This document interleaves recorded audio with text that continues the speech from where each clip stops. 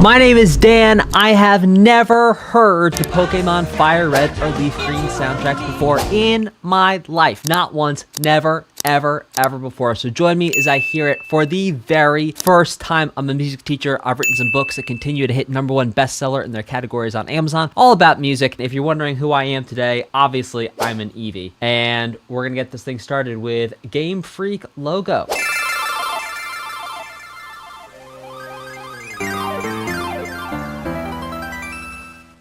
Okay, that was fun. We're gonna keep it rocking to the next one.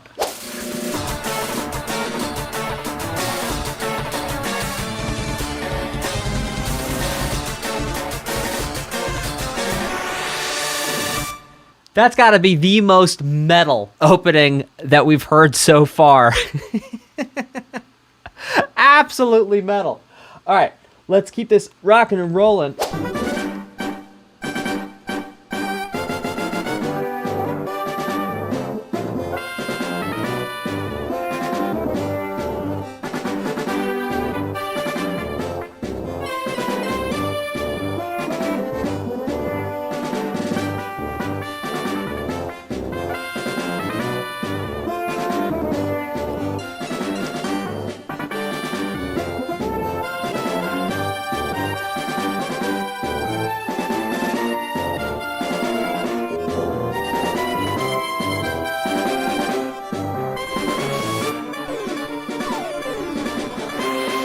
Oh, that's cool.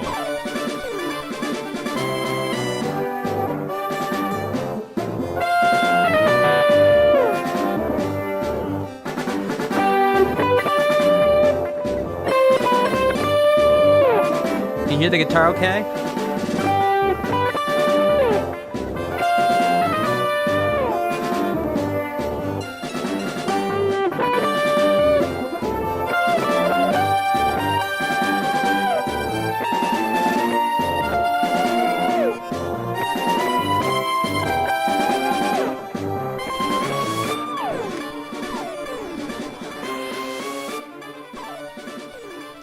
So I think what's really cool to talk about is like when it goes to sort of the B section, the right here.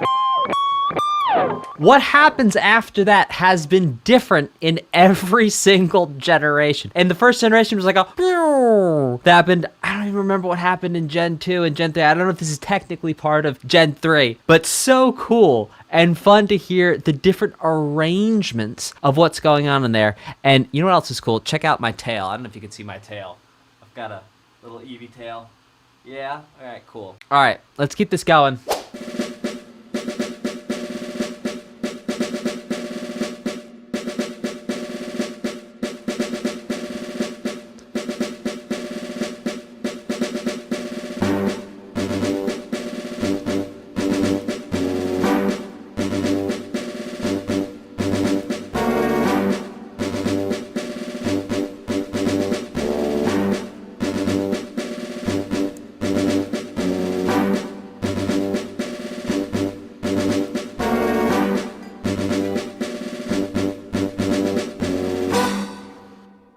Okay, so what we just heard there was a whole lot of G major and then a chromatic half step down. Well, Dan, a half step down naturally is chromatic. What do you mean? That's like saying it's a bright sunny day. If it's sunny, it's gonna be bright. Yeah, okay, fine. It's a live video. I might make a couple fumbles here and there. But here we go. So we have a G, half step down, F sharp, back to G. And what's cool about that is that's actually the same key as the, what I call, at least, and you might also call, the main theme, the... That starts off in the key of G major. So what we heard in the tutorial is we're still in the key of good old G major. All right, let's keep this thing rocking and rolling to introductions.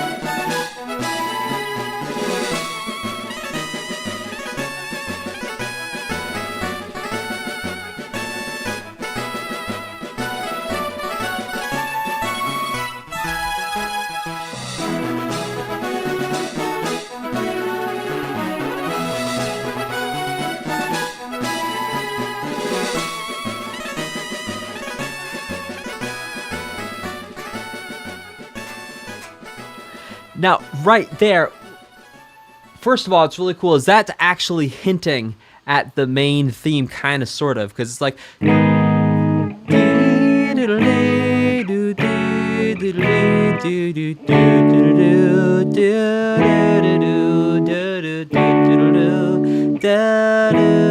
So what we hear there is the combining elements of like a nice little lullaby with some kind of cool rock sounding chords. So here's the sort of lullaby chord, just walking down A minor, oh G minor 7, oh F sharp minor 7 to ooh, an E major 7. Now here's what goes a little rock, down to D the flat 7, then back to the 1, the D the flat 7, back to the 1. Let's keep this thing rocking and rolling. Oh, this is beautiful.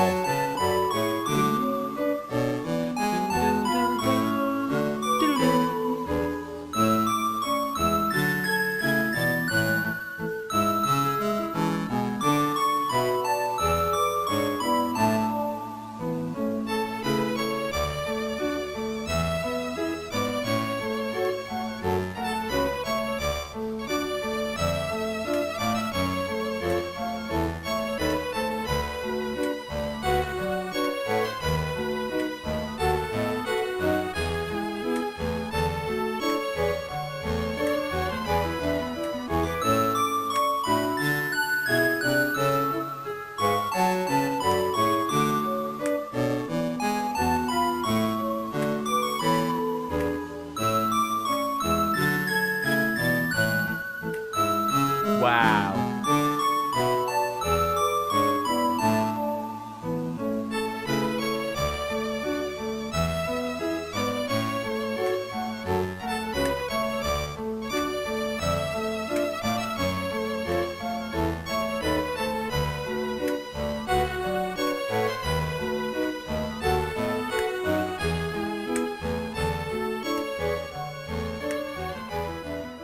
Okay, so something really cool that's happening here is called a counter melody. You may have heard me talk about a counter melody before. Check this out right here.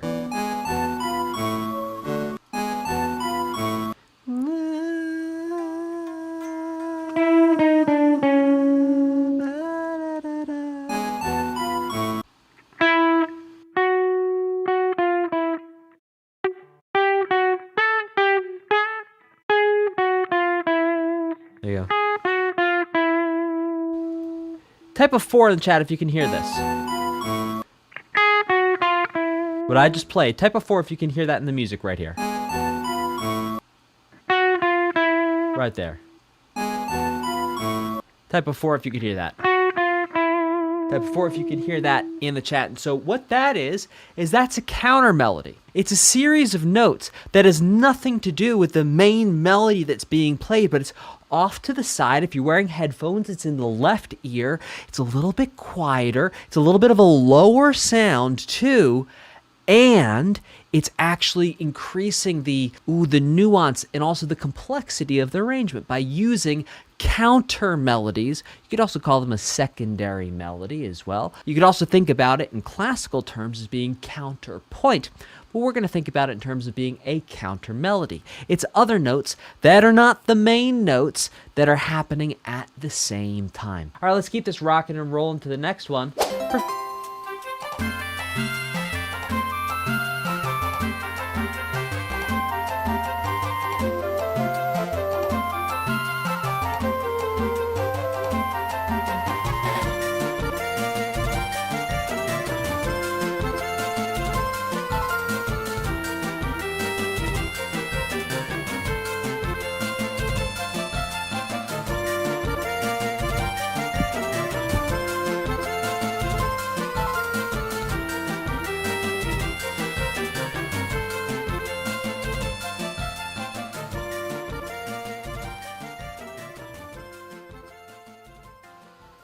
Now, I think what's interesting about this, if I'm not mistaken, Professor Oak in the original red, yellow, blue was actually in the key of E major. I could be totally wrong about that, but I might be right.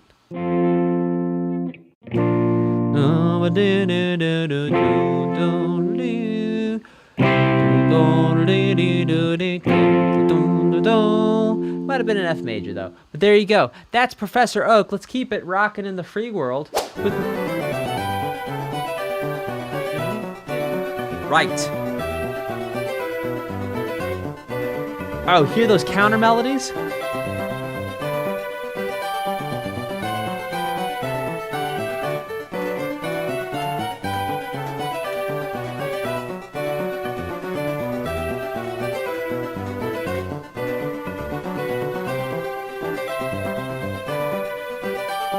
And that bass line is moving.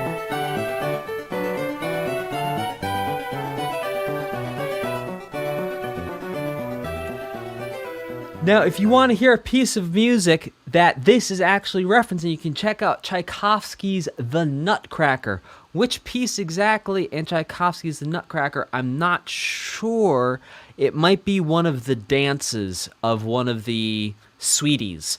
Like there's the dance of the Sugar Plum Fairies. This might be one of the dances. I'm not entirely sure though. Let's check out this next one, which is called Pokémon Obtained Fanfare.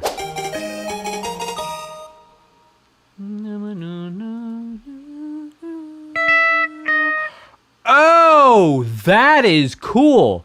So originally in red, yellow, blue, all of these Pokemon fanfares, like the celebration things, like item obtained, Pokédex completed, all of those little fanfares, those were all in the key of E major. Now what we just heard here is it's down a half step. It's in E flat major, Pokemon Obtained, which, if I'm not mistaken, we might have also heard in Gen 2? Possibly. Someone fact check me on that, but I might be onto something there. It's some pretty cool stuff. Let's check out Encounter Rival.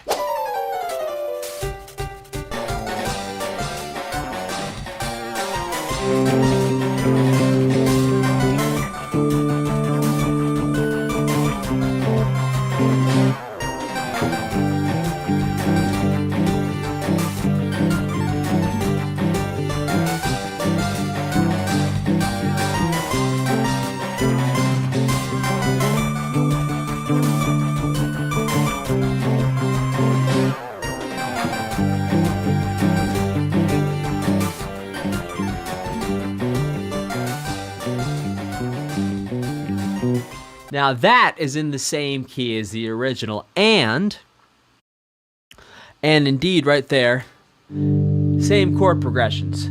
Only in the original one, if I'm not mistaken, it was a little bit more like rock, whereas this one had a bit more, well, it was a rock and roll. This one was more rock. I'm saying, what's the difference between rock and roll and rock? Okay, rock is like Foo Fighters, rock and roll is Chuck Berry. You dig? And if you don't know who either of those people are, go check them out. All right, let's keep this going.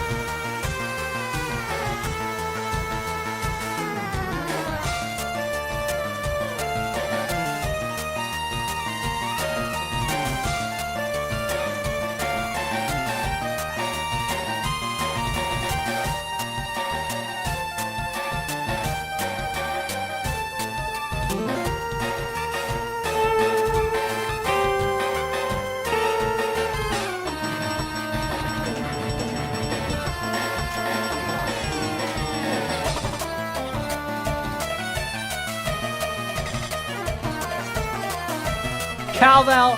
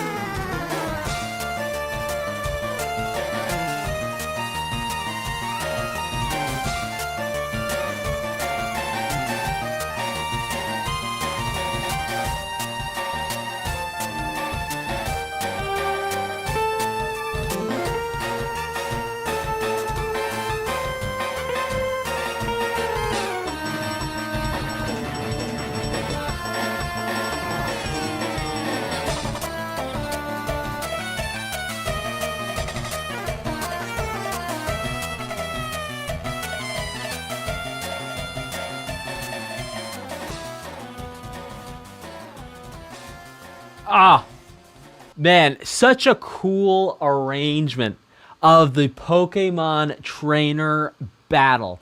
One of my favorite things about that was the increase in the complexity of the percussion.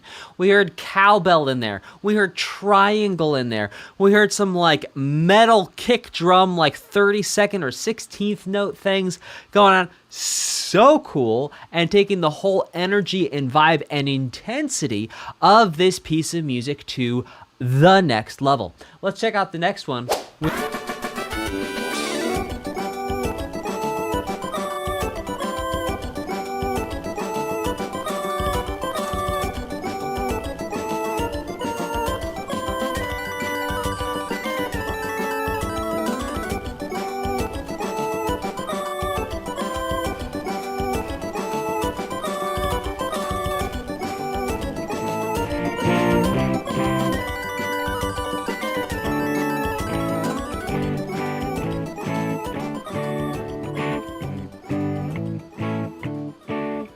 All right, let's run that back one time. I'm actually gonna break these chords down first. So it starts on a G major.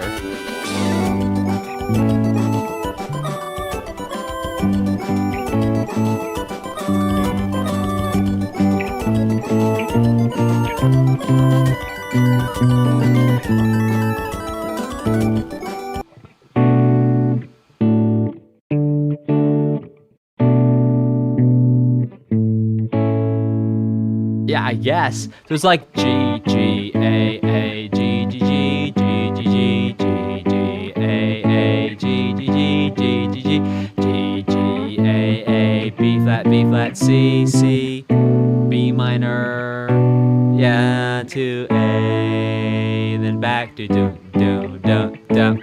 So cool. Love that. Let's keep this going.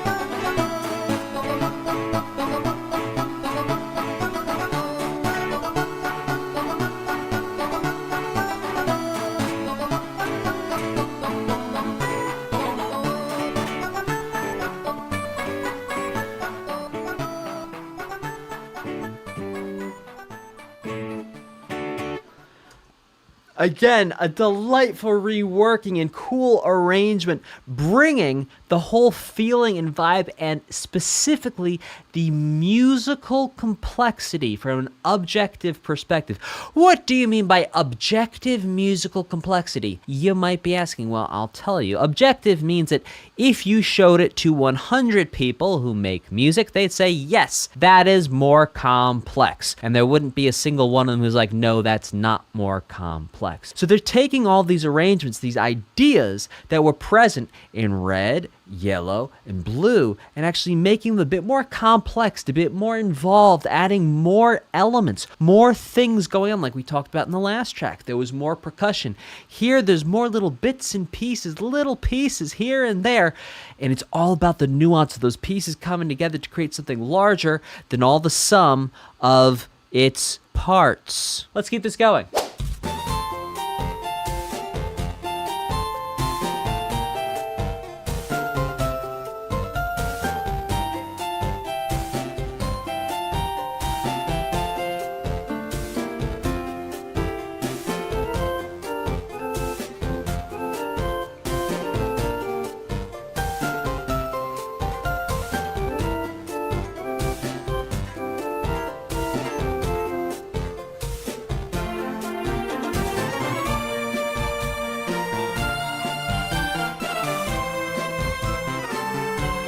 Oh.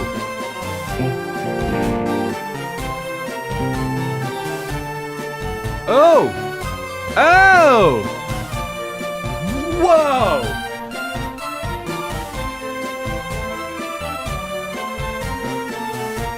Huh.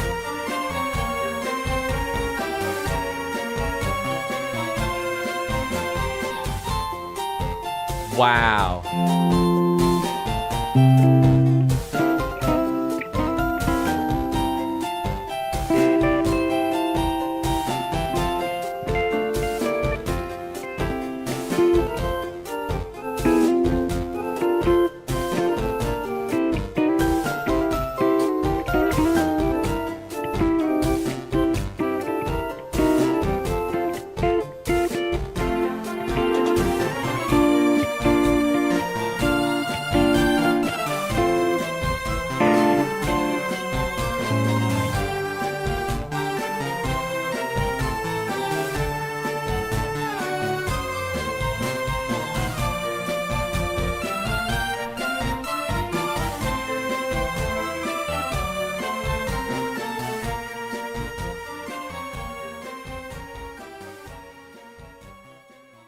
I think what's cool to talk about here is the difference in the harmonization of the melody. And I'm going to explain exactly what that is to you now. So whenever you have a melody, you can put chords behind it. Now let's first understand those two things.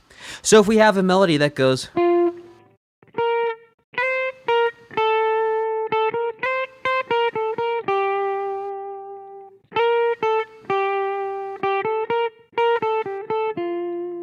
That's the melody. Now behind it, we can put chords. So I'm going to sing the melody and I'll play the chords with the guitar.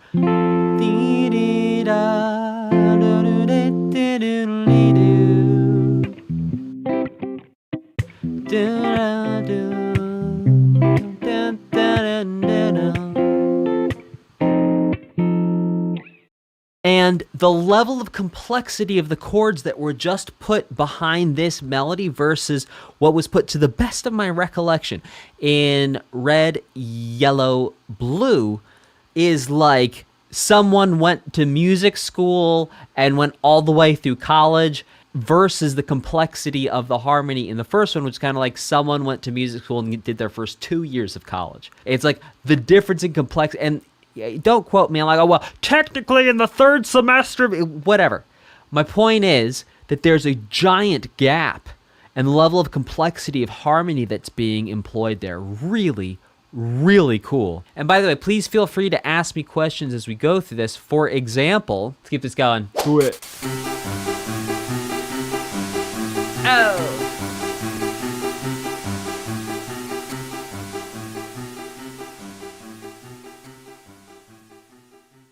Okay, well, let's talk about that.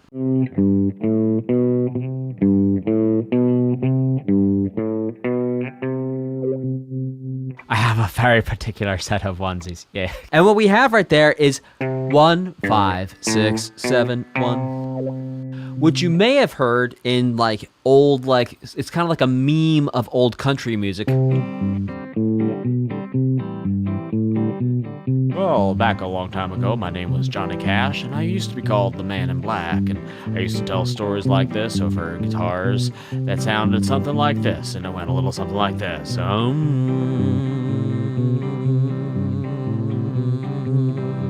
Kind of a meme of Johnny Cash. You get the idea. It's almost like a meme of country, and just taking that bass line, just taking the...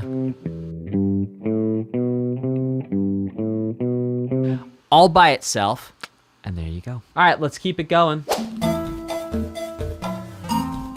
Oh, yes.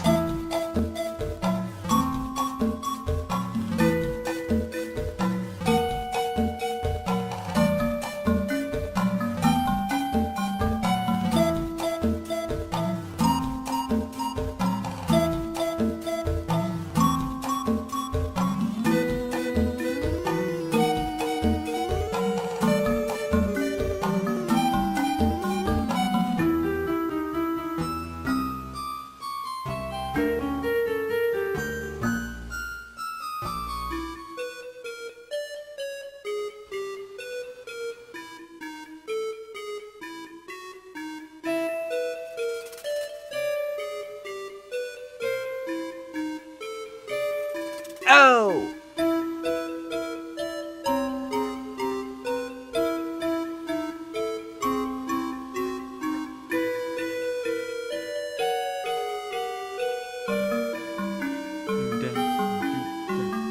Ah.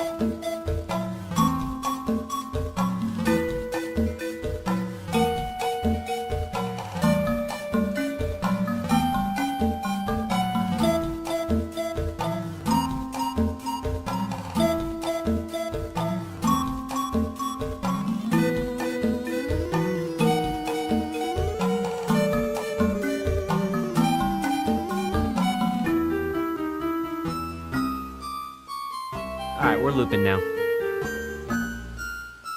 So I think something interesting to talk about here in Viridian Forest. All right, real quick, type a 2 in the chat if this version of Viridian Forest is a little less intimidating to you than the OG back from red, yellow, and blue. Type a 2 in the chat if you find that this version of Viridian Forest is a little less intimidating or a little less scary to you than what you heard in red, yellow, and blue. Again, type a 2 in the chat. All right, Red Rocks.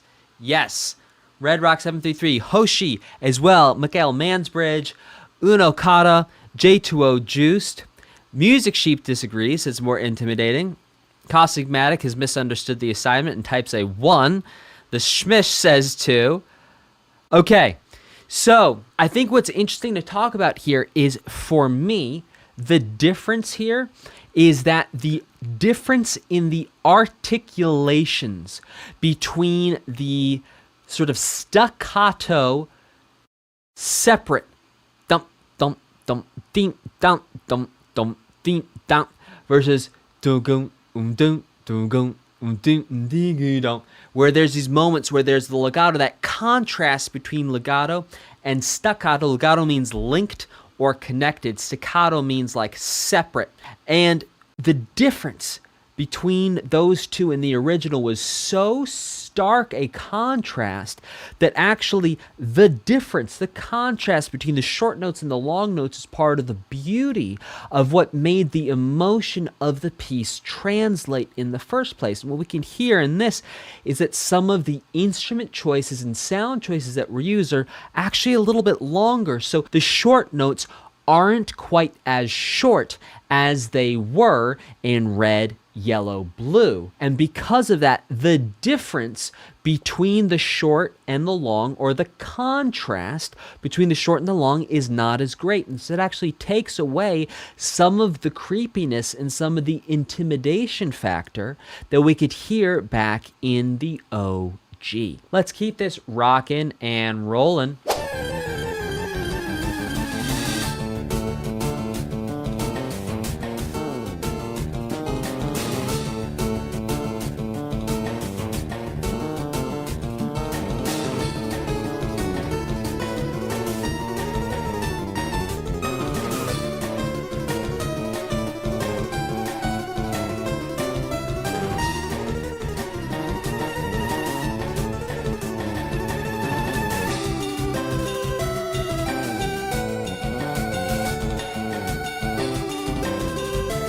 Yes, ride cymbal.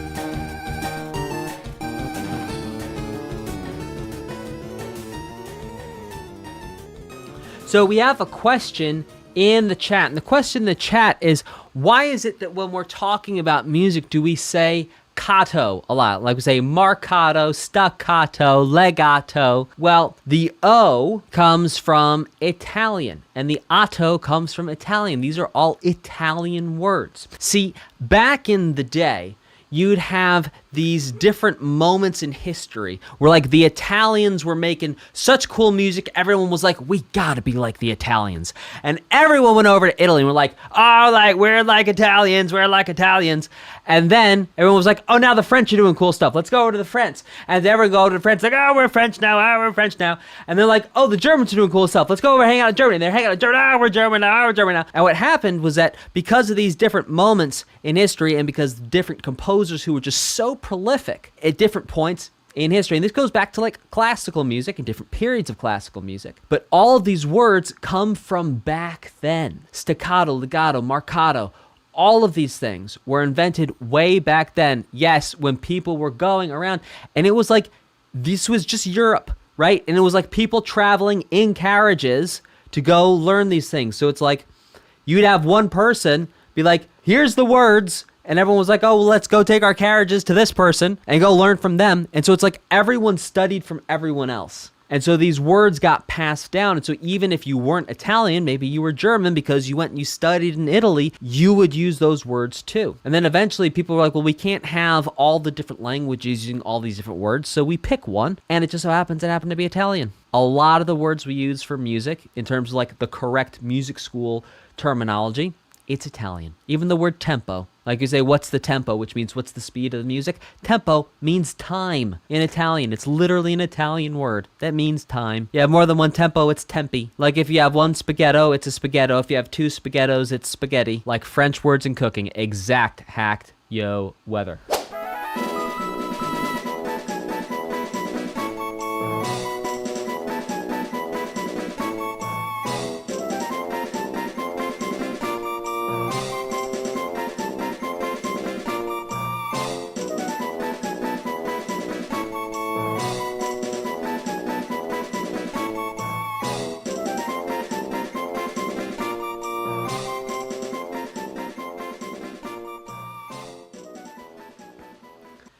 Delightful again, we can hear yeah.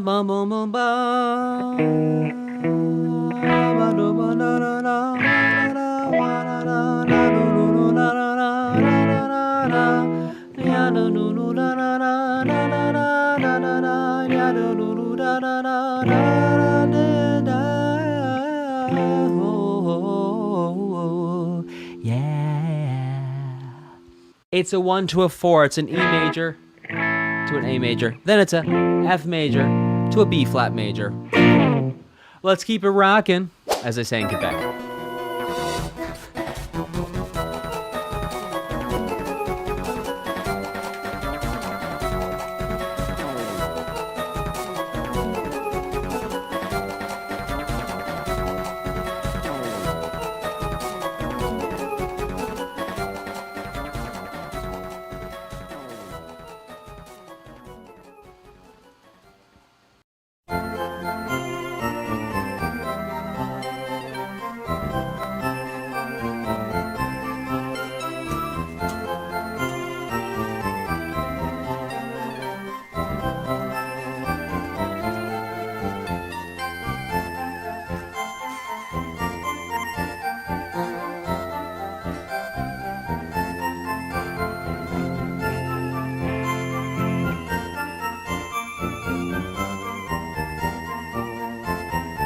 Interesting.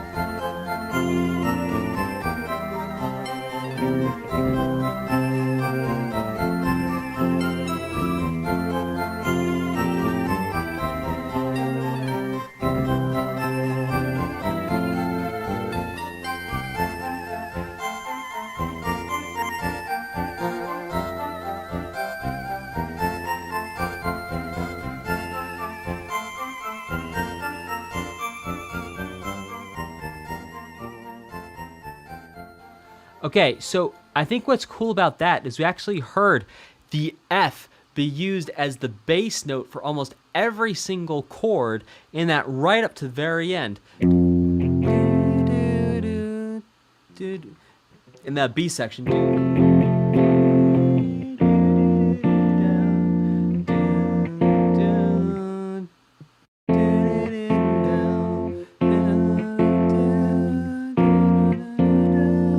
And then it changed. Something like that. Radically different harmony than what we heard in Gen 1. Again, a reharmonization of the melody. Let's keep this rocking.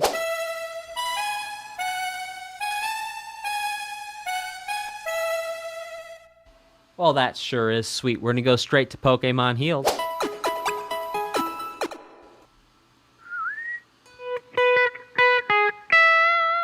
And right there, we hear again E major, interestingly, the same key as we heard it in Gen 1.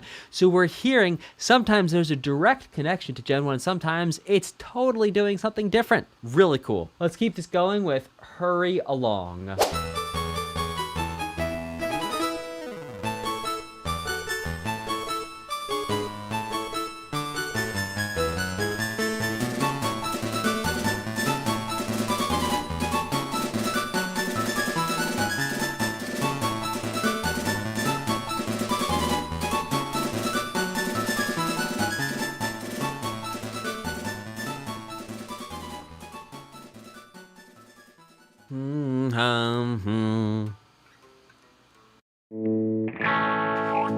There we can hear we're in the key of A major. Now,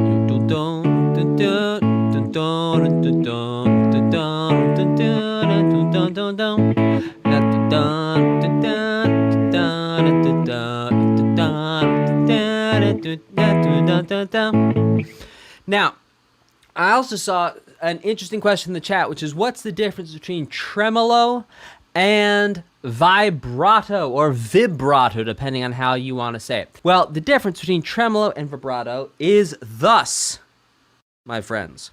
Tremolo is something that's repeated rather quickly.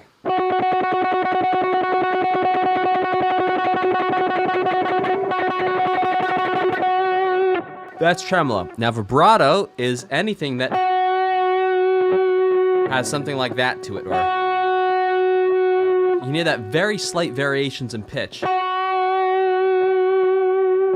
That is vibrato. Tremolo, think fast. Vibrato, think, well, that. Now, there's also an effect called tremolo, which sounds something like this.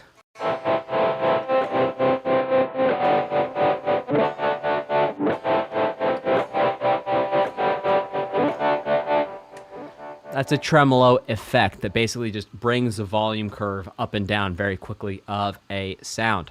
Okay, let's keep this going.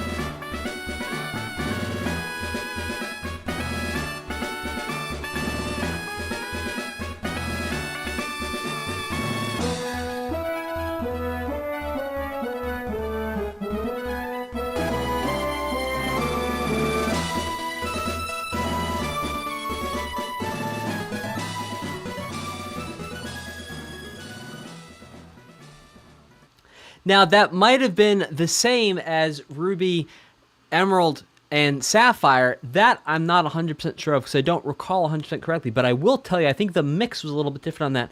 There is some like really cool stuff going on in like the side channels, like some maybe, yeah, some interesting stuff happening just in the left, just in the right, creating a very wide stereo image. Let's check out Encounter.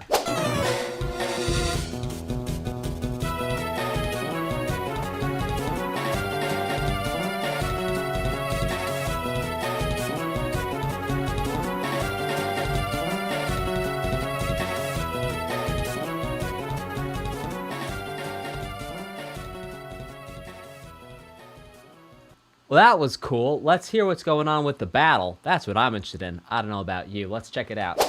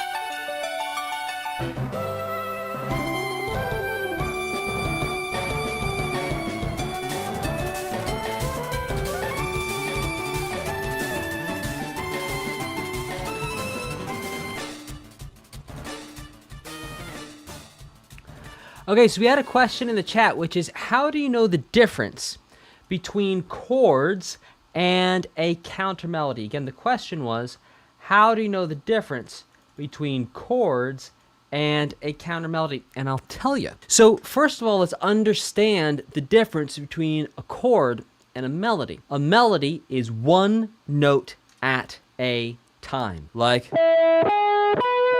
or,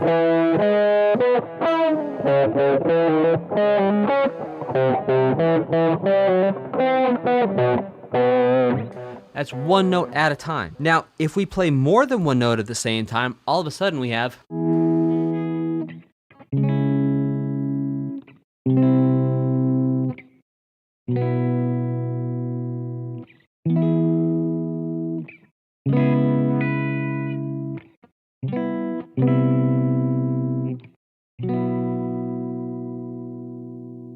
and so how can you tell the difference between a counter melody and a chord is listen very carefully. Do you hear one note at a time?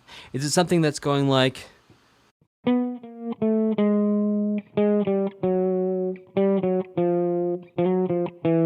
that's a counter melody, whereas the chords, it's more than one note at the same time. And that's how you can tell the difference between a counter melody and chords. Let's keep this rocking and rolling with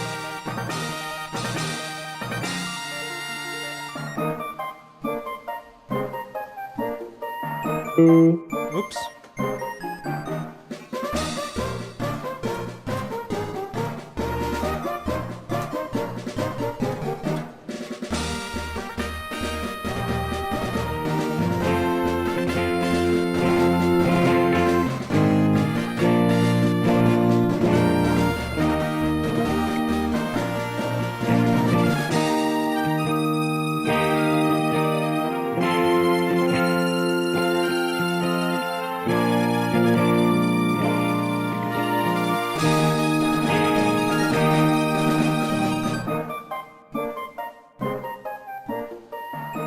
Now, this one also sounds as if the key is changed from E major to E flat major from the original down a half step, if I'm not mistaken. So cool. Now, let's keep on rocking in the free world.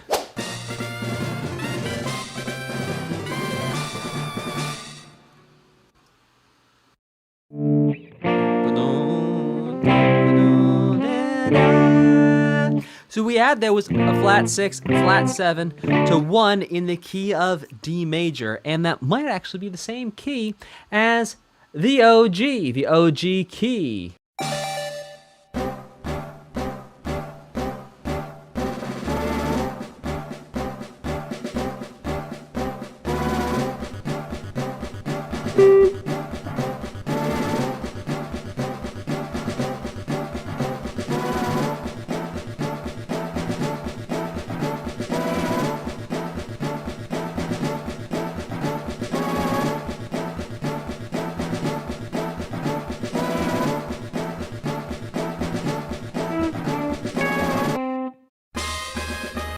Okay, so evolution.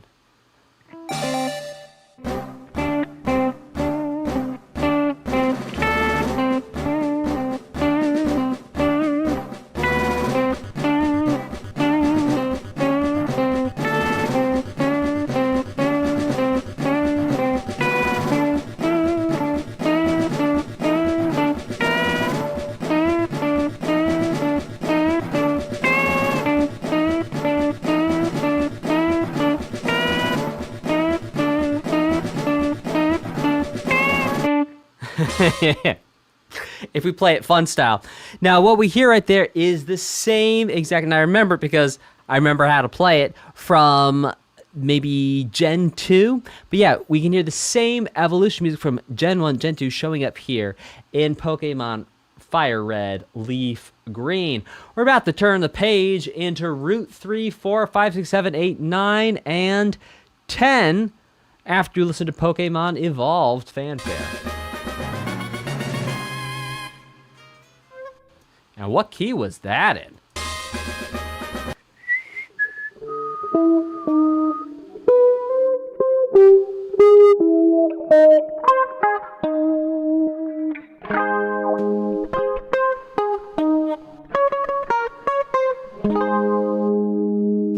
A flat major. I don't think we heard it in that key last time.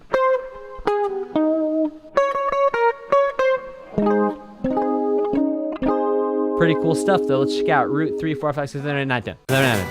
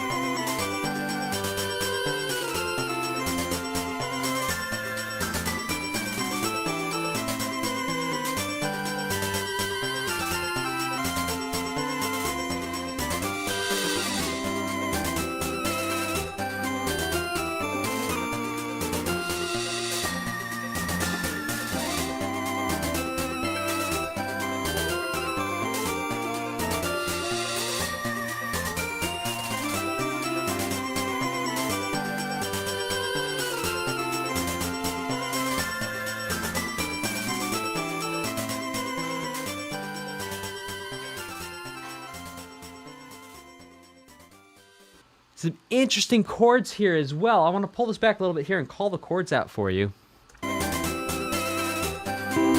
C is just 1. B flat, which is flat 7. Let me know if you can hear my voice when I can turn the music. 1 to flat 7, B flat.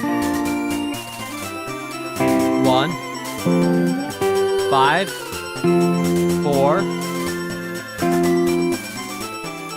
6, 5, 4. Really interesting harmonizations, and if I'm not mistaken, we did not hear those harmonizations in Gen 1. Encounter Pokemon Trainer Female.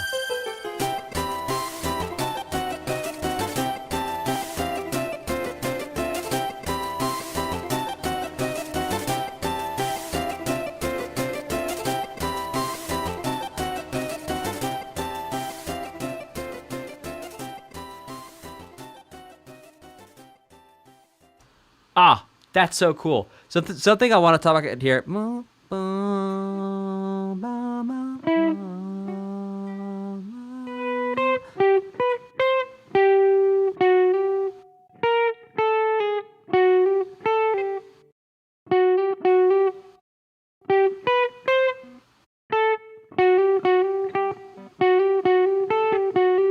I'm paraphrasing here.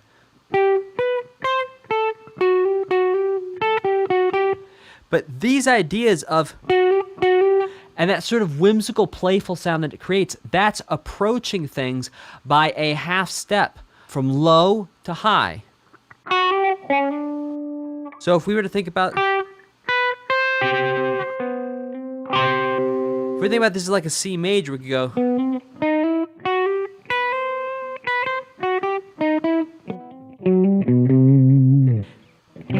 Type it to the chat if that sounds a little playful to you. And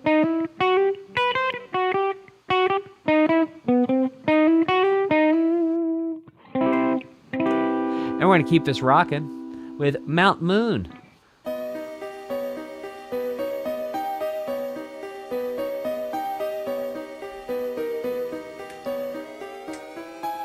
Oh, so cool.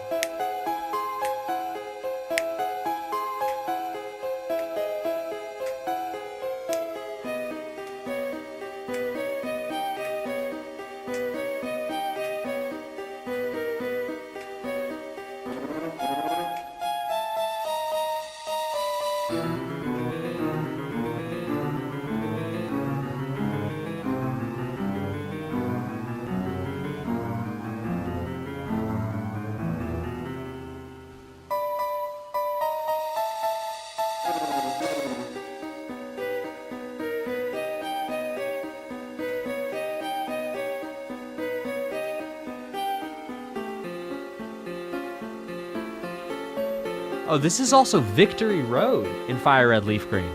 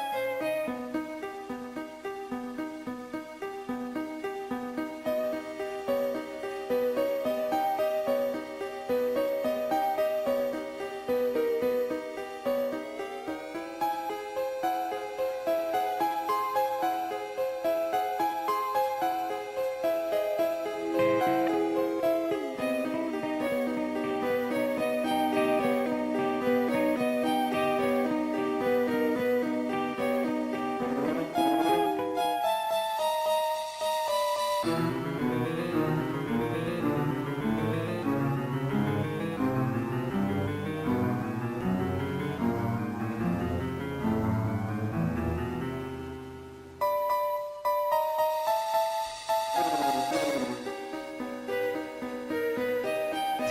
three, four, 1, 2, 3, 4, 1, 2, 3, 4, 1, 2, 3, 4, 1. It's 4/4 the whole way. Now, what's also cool about this is this piece of music contains within it the international chord of mystery. You might be saying, what on earth do you mean? Well, it's called an augmented chord. We can hear it.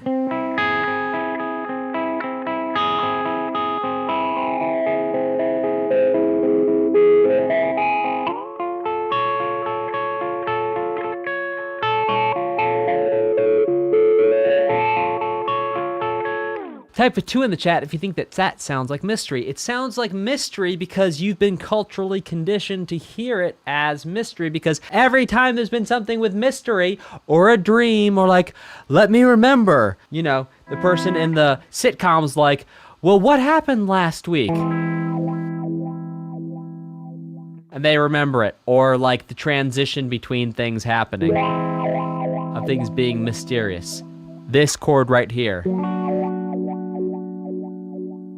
Cultural conditioning, baby. All day, every day. That's why you even think that chord is an international chord of mystery. But if I told you really its name is Bond, James Bond, and it prefers its exogenous ketones and electrolytes shaken, not stirred, you might say, well, hang on a second, how do you know that? It's because I've escaped from the box, man. I've escaped from the mind trap, man. Okay, let's check out Cerulean Fuchsia City.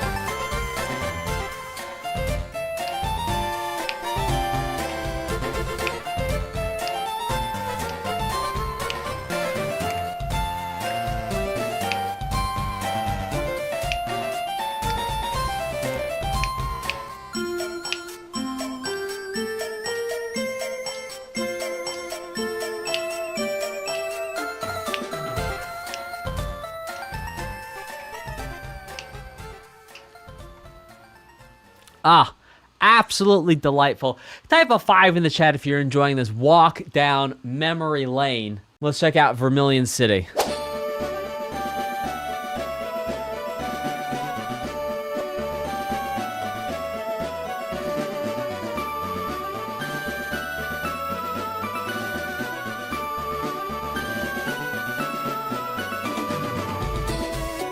Oh, drums!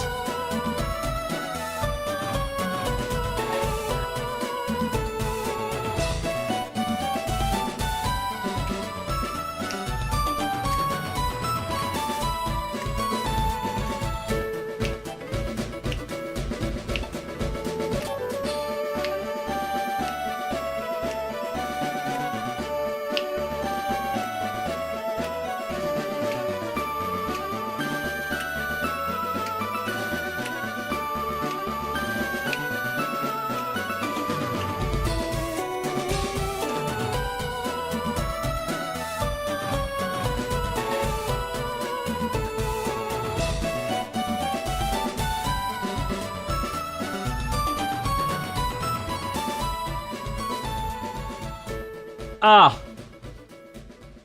absolutely delightful. And I mean, again, the drums, the drum sounds, the drum panning. What do I mean by panning? What I mean by that is you the tukum, tukum, tukum, tukum, tukum. Those tom drums, you actually hear it go from right to left across your ears if you're wearing headphones. Let's keep this going with SS Ann.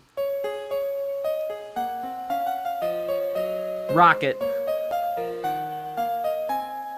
Not as in teen, but as in rock and roll.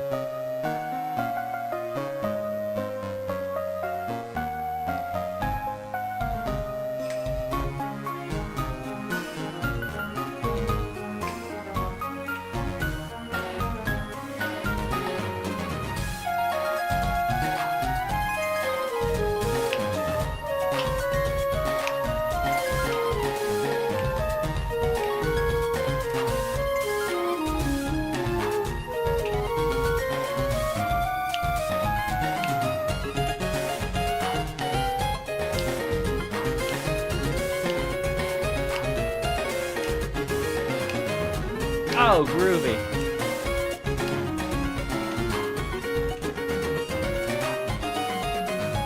Oh my goodness.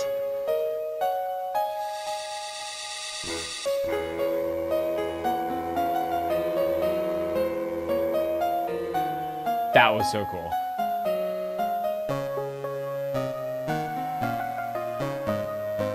That was so cool.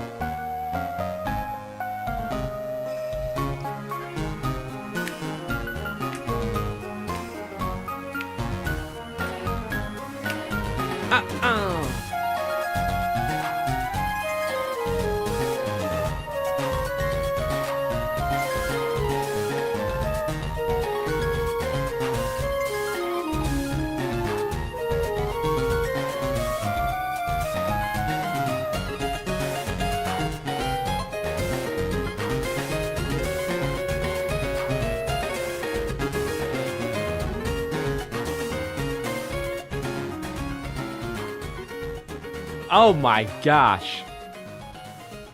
So, first of all, the sound of the ship horn going brrr, like this, you can literally hear it go from, if you weren't wearing headphones, go put on headphones, rewind just a couple seconds, listen to that with headphones on. It's such a cool experience. There you go from left out, like it literally sounds like the ship is moving in your headphones. So cool. Now, that was really cool. Number two, what was really cool here too, is hearing the difference in the rhythm of the melody. If I'm not mistaken, there were some pretty big changes made from the original SSN that we can hear here, namely the syncopation at the beginning of a lot of the phrases and the motifs. Like when those drums kicked in, and it was a lot more of this like Caribbean feeling groove thing going on that I don't recall hearing in the original. Really cool stuff. Let's check out Cycling.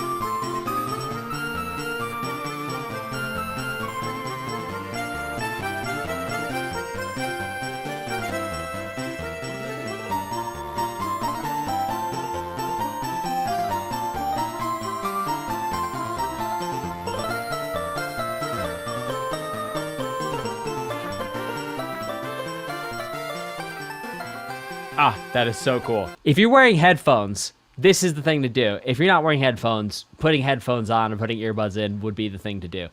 This is so cool right here. Check this out. Check this out.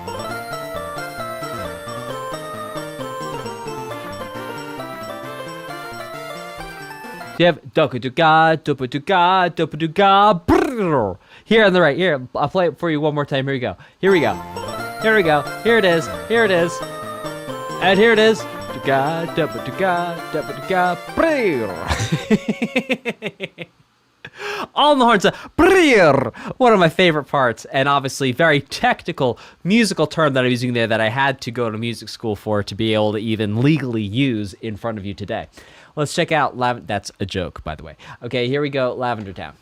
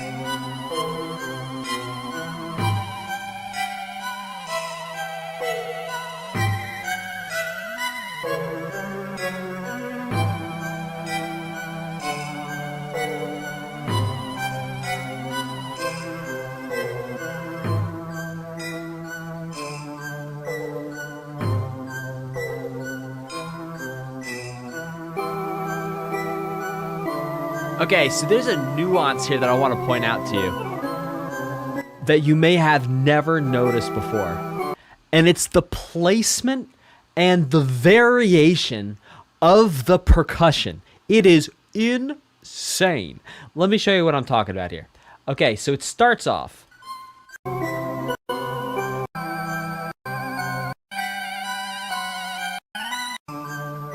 Alright, so there's 4 percussion sounds. There's the boom. There's a like clank, like a cymbal. There's a like pow, pow sound. That drum. There was a clank over there, the shh, like a shake. And then the boom, boom. You heard the boom. That before have you heard the boom. Boom. There it is, the boom. Okay, so we have the drum, the boom, the ksh, and the k. Now, all of these are going to get put in different places. So if you close your eyes and just listen for where they show up, you're going to notice that sometimes they show up here, sometimes they show up here, and sometimes they show up right in the center. Center, right, left, center. Center, right, left, center. Center, left, center, center, center, right, left, center, center, left, right, right, center, right, left, center, center, right, just right, a little bit right. Oh my gosh. All right, now type a 5 in the chat if you could hear those things moving around and the variation. Is that what makes it uncomfortable to listen to? Asks Adam W. That's certainly part of it. It's like makes it unpredictable. And the unpredictability, you don't know which area, which direction the sound's gonna come from next. That is cool. All right, let's check out this next one called Pokémon Tower.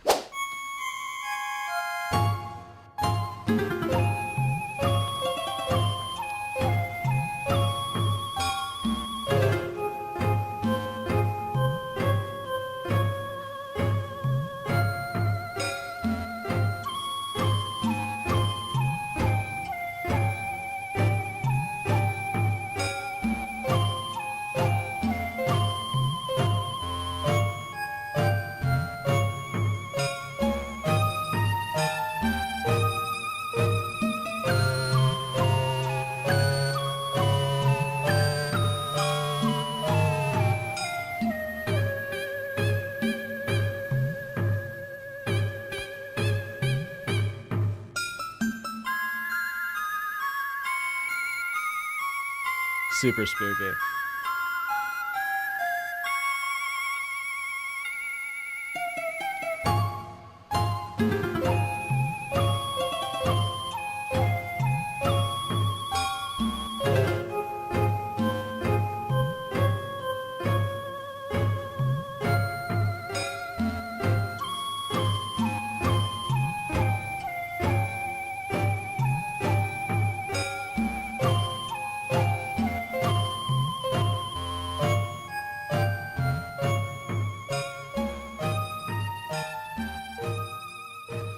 Oh, so cool.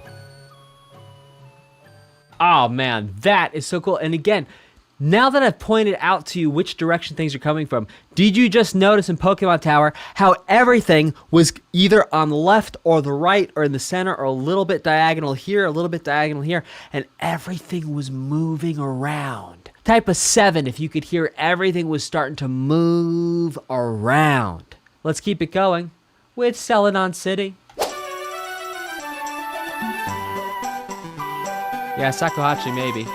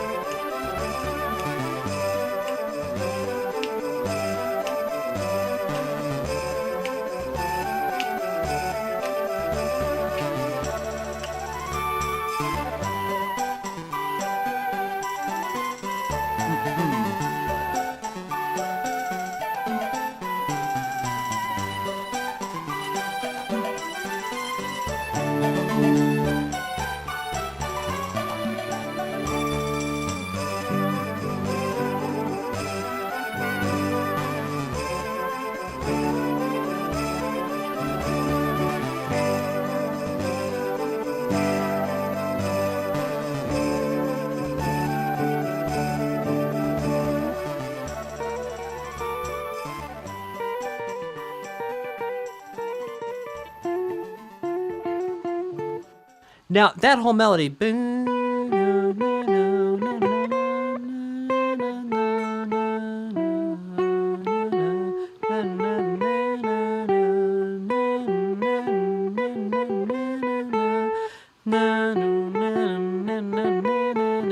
That's all around just one, which is a G, to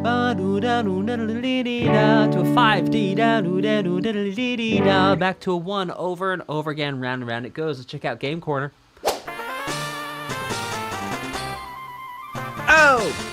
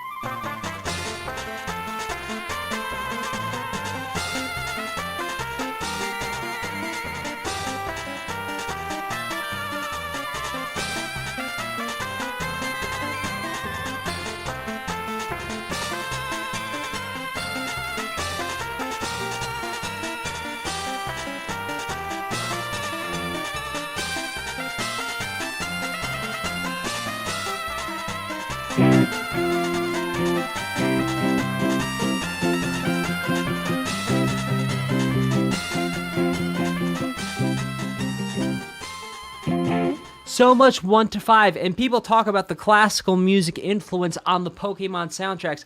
We can hear it right there, just the use of the 1 and 5 chords so much. It doesn't really matter what you do in terms of melody, and in fact, when you just have a 1 and a 5, a lot of times it just gets very easy to write those sort of quasi-classical sounding melodies, because that's what fits over a 1 to 5, and the 1 to 5 used to be the cool thing to do. Back in classical music times, I mean, it's still pretty cool now if you consider music like this, but the point still stands. You use a 1, you use a 5, you're going to kind of be locking yourself into something in general that's going to sound something like it's going to approximate a classical thing, just because so much of classical music is built over 1 and 5. Let's keep it going.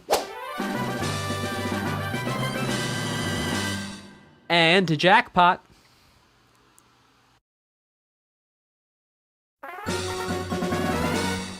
And to printer.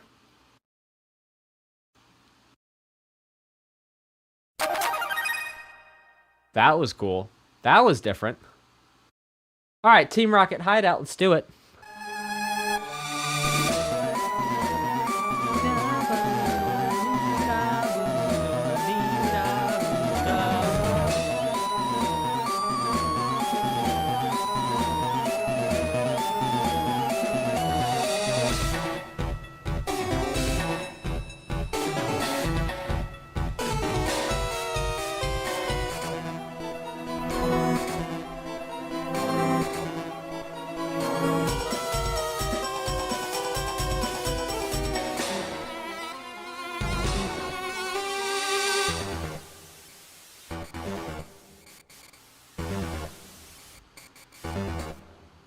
Oh!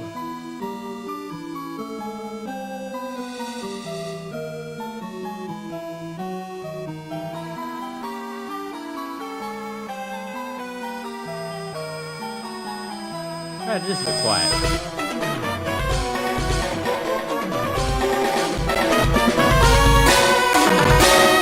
Turning the music up.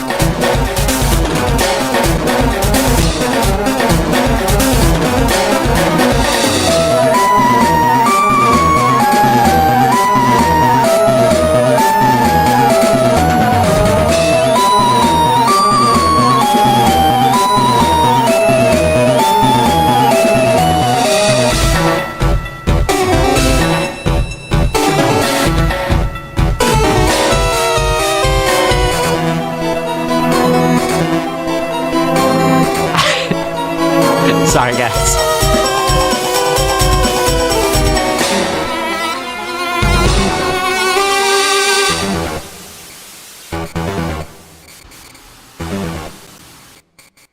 All right, we're gonna come down just a little bit to leave us some headroom so we're not peaking when I talk. And let's check out this next one, which is gonna be Encounter.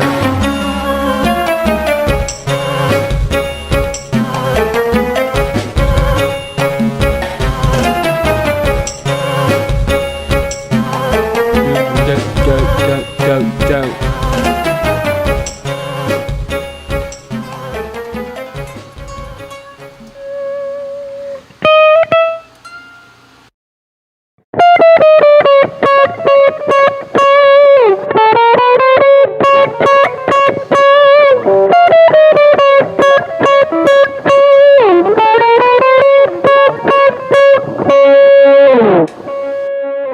Chromatics up, chromatics down. Chromatic comes from the Greek chroma, which means colors, aka all the notes, all the colors. It's like the rainbow of all the notes. Let's keep going with Silph Co.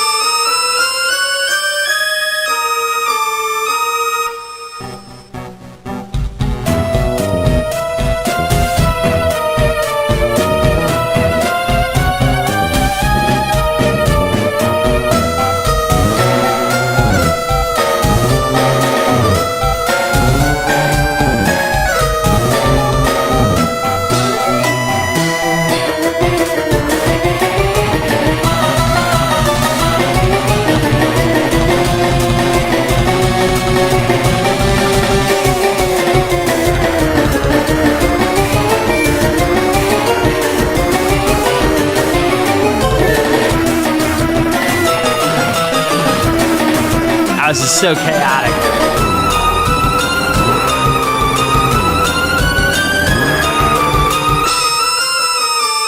No thank you, no thank you, no thank you.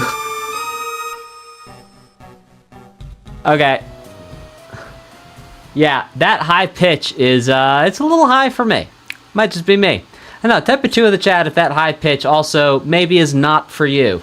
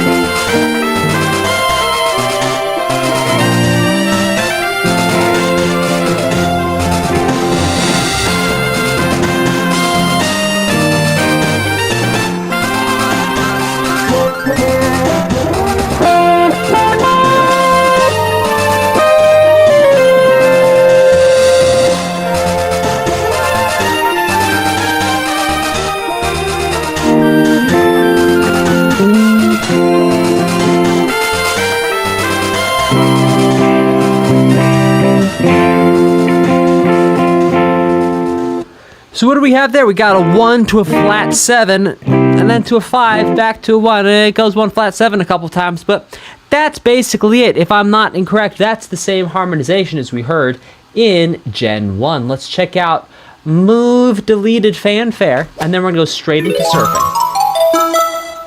Fun stuff. That was E major. Surfing.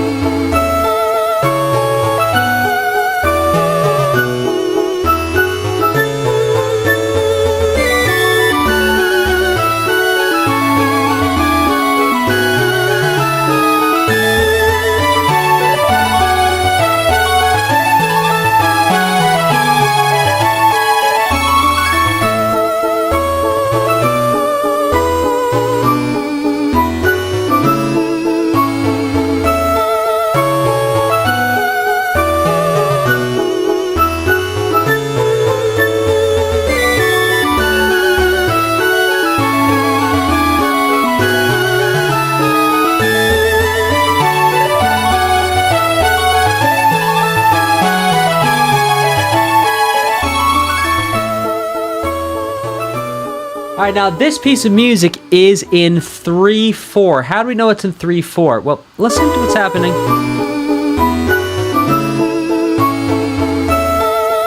We have this low, high, high, low, high, high. Type a 2 in the chat. Actually, type a 3. Type a 3 in the chat if you can hear the... Here it comes. Low, high, high, low, high, high, low, high, high, low, high, high, low, high, high, low, high, high, low, high, high. Type a 3 if you can hear the low, high, high, low, high, high in this piece of music. Yes, Music Sheep can hear it. That's fantastic. Tom Katz can hear it as well. So what I want to show you guys is this is on page 28 of the Best Music Theory book for beginners. I'm going to hold it up here so to make sure you can see it. This is page 28 if you want to follow along in your copy. But here we can see page 28 over here. Yeah, over here we have 3/4 where we see the green, orange. Oops, a little too high. I'll bring it down. It's a little too high. Yeah, okay, there we go. So green, orange, red, and the green, orange, red, that's strongest, weak, weakest. And so the strongest gets the low, and then the weakest gets the high, high. And indeed, if we look at a very basic drum pattern for 3/4, we can see low, high, high in the drum part. You can literally see that the first note is lower down, closer to the floor, and then the next two notes are a little bit higher up, closer to the ceiling. Low, high, high. And that's how we can hear very clearly that it's in 3/4. And the cool thing about 3/4 is that this piece of music didn't even have drums in it. But we know as long as we look for something low happening on the first beat and high happening on the next two beats, a lot of the time we're going to be in 3/4. And that's the Best Music Theory book for beginners. We also looked just now at page 31. So that was pages 28 and 31 out of the Best Music Theory book for beginners. All right, let's keep it going with Battle Legendary Pokemon.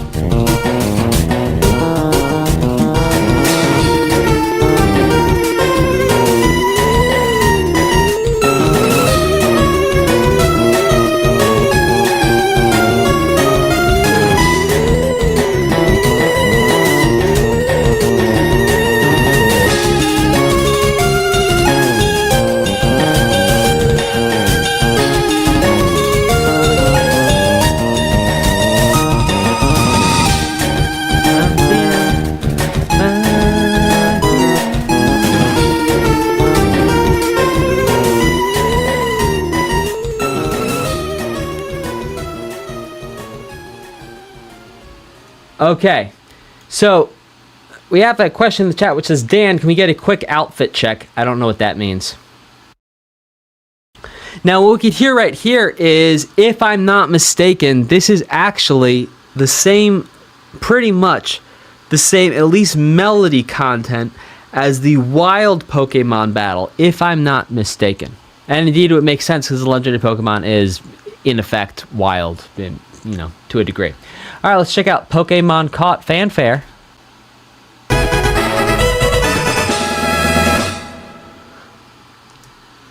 We have another question, which is, what's the 4 in 3/4? Oh, you want to see the full Eevee hoodie? Oh, well, I've got a tail. It's not a hoodie. See, I've got a little tail. You see my tail? Got a little tail. And I've got little leggies. This is no hoodie. We are all up in this thing. We are committed to this. And what do you mean, costume? I'm Eevee. I'm about to evolve into a Jolteon. Vaporeon, cool tail. Flareon, you know, cool flames. But, yeah, Jolteon. I'm thinking. Okay, so the question is, time signatures. What's the 4? This is on page 20 of the Best Music Theory book for beginners. We can see, and let me make sure I can see myself, to make sure I've got the page in full view here. Yeah, okay. So when the bottom number is a 4, we're going to think of the bottom number as a 4. I'm going to bring this a little bit closer to you. It's a little small. Okay, so we have the bottom number is a 4. If we think of the bottom number as a fraction, it's not a fraction, but if we think of it as a fraction, we're think of it as 1/4. So it's going to be a quarter. So the name of the fraction of 1/4 is quarter. So the name of the value that gets the beat count, the note value, excuse me, that gets the beat count is going to be a quarter note. And then the beat count that lines up with the beat count, the actual count of 1, 2, 3 or 1, 2, 3, 4 is going to line up with the quarter note. That's how you figure it out when the bottom number is 4. So when we think of 3, 4, what we're saying is that there's 3 beats in the measure and that the quarter note gets the count, the 1, 2, 3. 4, 4 is there's 4 beats in the measure and the quarter note gets the count. And again, that's on page 20 of the Best Music Theory book for beginners. All right, let's keep it rocking.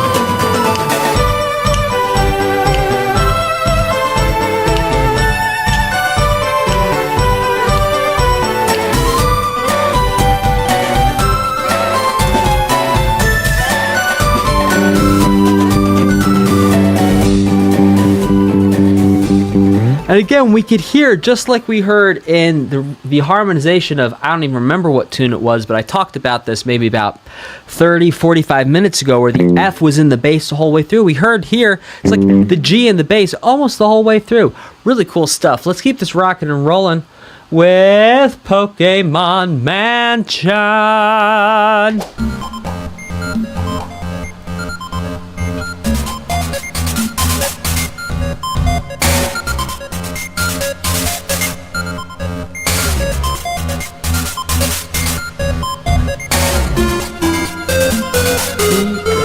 Oh, cool.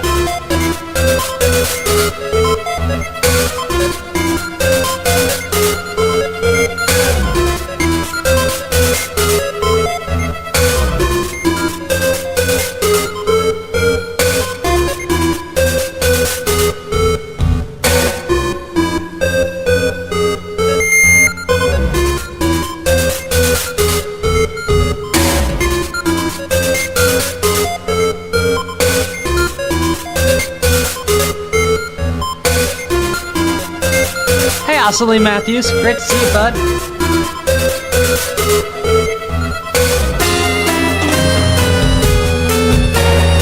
Oh yes, halftime drums, please.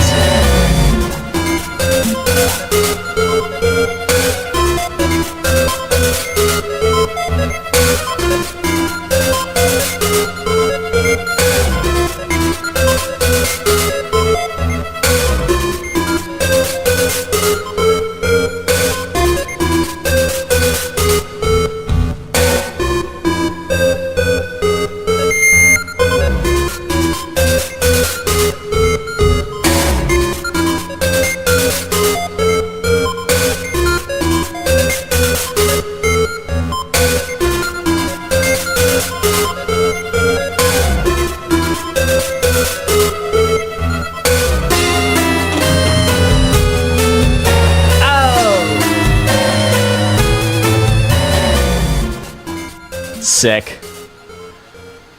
So we have a question in the chat, which is there a term when music uses sounds outside of instruments as instruments, like a dog barking was part of a piece or the beeping computers? I mean, I call it sampling because usually that's what you'd use for it, but I think there is a technical term for that. Maybe someone wants to jump on Google or ask one of the AI language models to tell us what the term for that might be.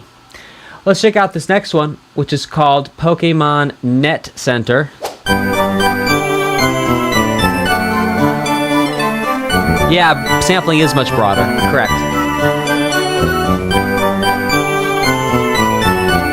But there might be an exact term for it.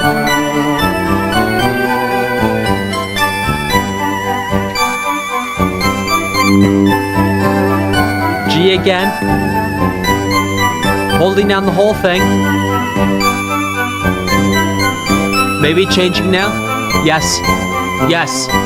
Doing the same things it did in the Pokemon Center. Yeah.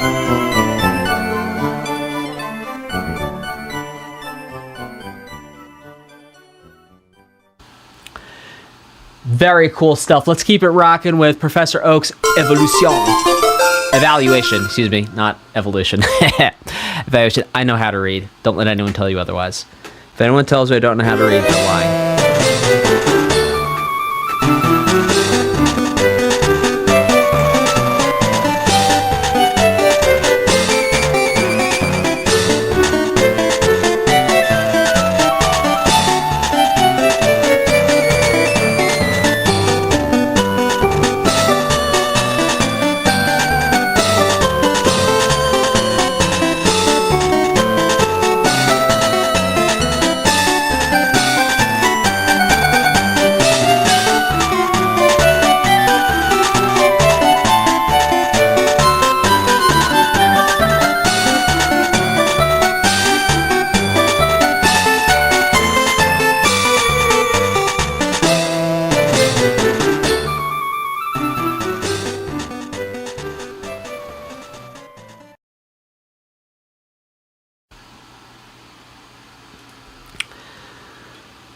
Oh, man, that is so cool.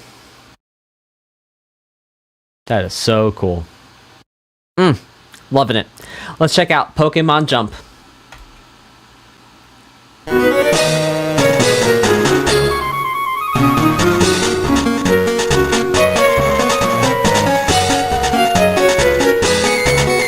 feel like we just heard this, but a little lower.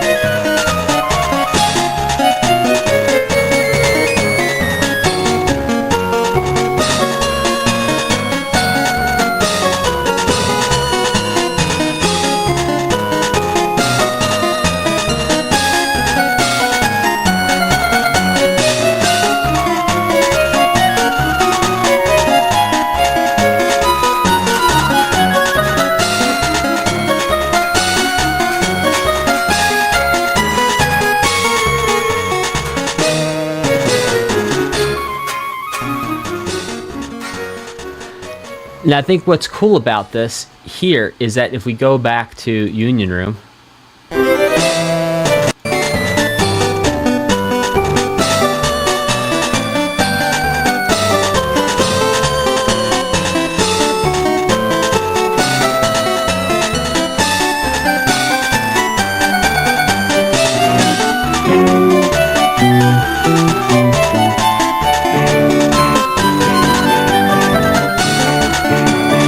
so Union Room's to the key of G, and then next up we have Pokemon Jump. It's literally like the same exact piece of music, just down 1/2 step.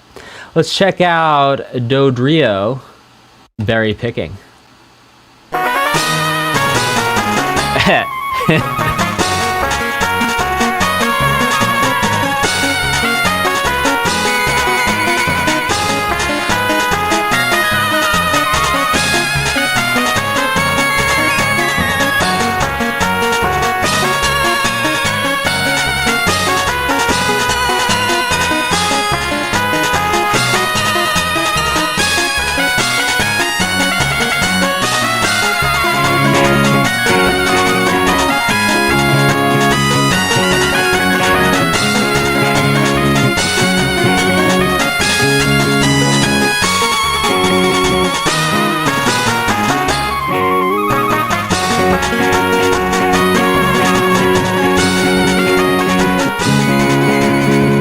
And that's 1 to 5 again in the key of G flat major. Let's keep it rocking to the next one. You be the loser with that one. Let's check out Sevi Islands 1, 2, and 3.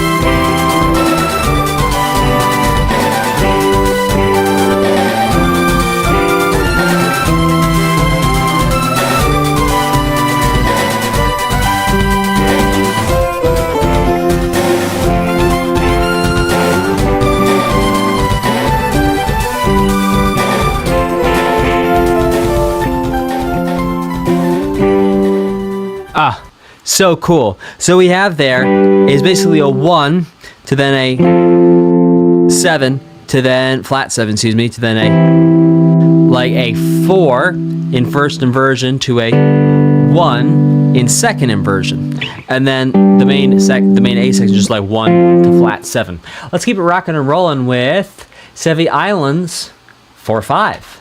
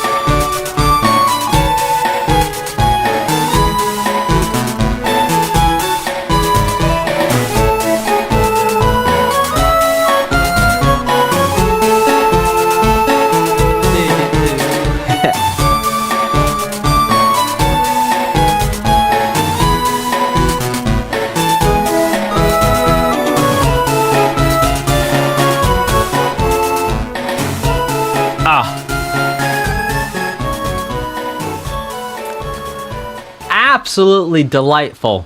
Absolutely delightful. And we actually heard this already, I think, if I'm not mistaken, in Gen 1, possibly also Gen 2. Maybe I've got them confused. It's all a little bit of a blur at this point, but I know we've heard that one before. Let's check out Sevi Islands 6 and 7.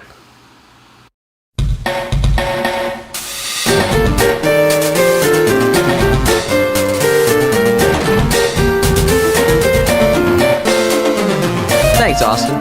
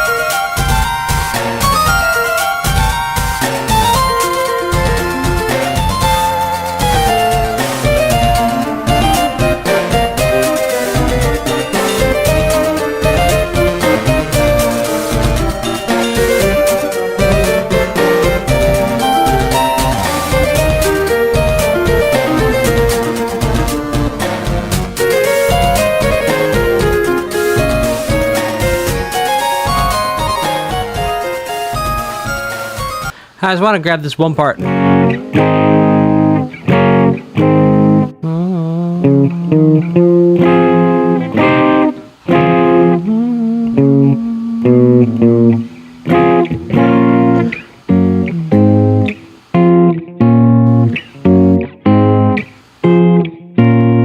what's interesting about that, if I'm not mistaken,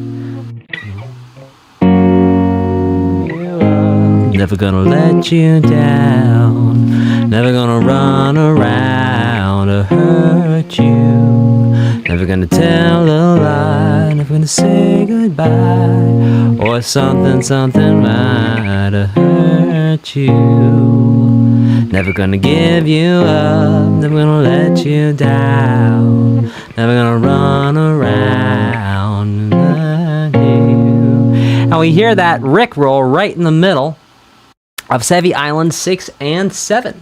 Let's check out Mystery Gift.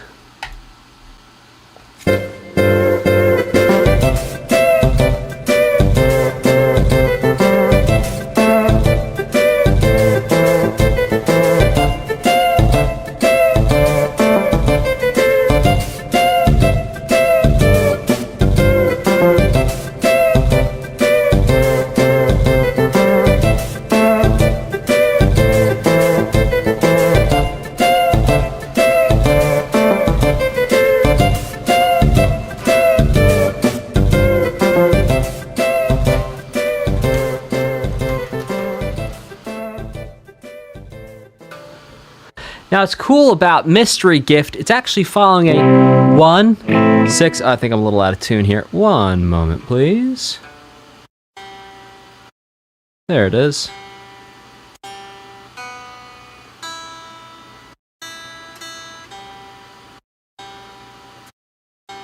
Great. So we have like a 1, 6, 2, 5 chord progressions happening. Doom, doom, doom, doom, doom.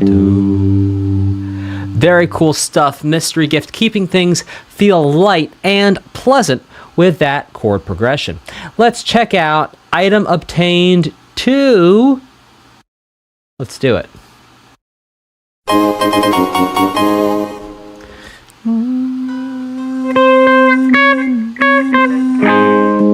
A flat major again. If I'm not mistaken, we didn't have A flat major back in Gen 1. Everything was E major in terms of the fanfares and celebrations. Let's check out Indigo Plateau.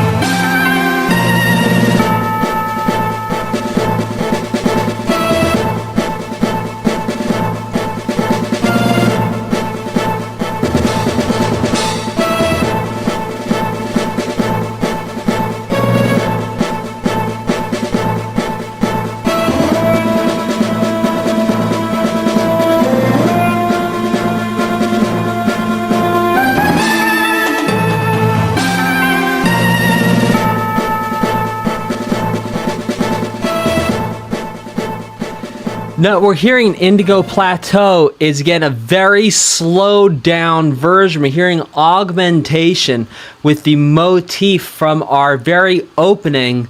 I did the ungadun, ungadun, ungadun, ungadun, ungadun, ungadun, dun, dun, dun, dun.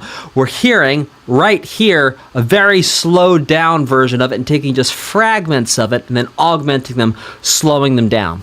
Let's check out Battle Champion.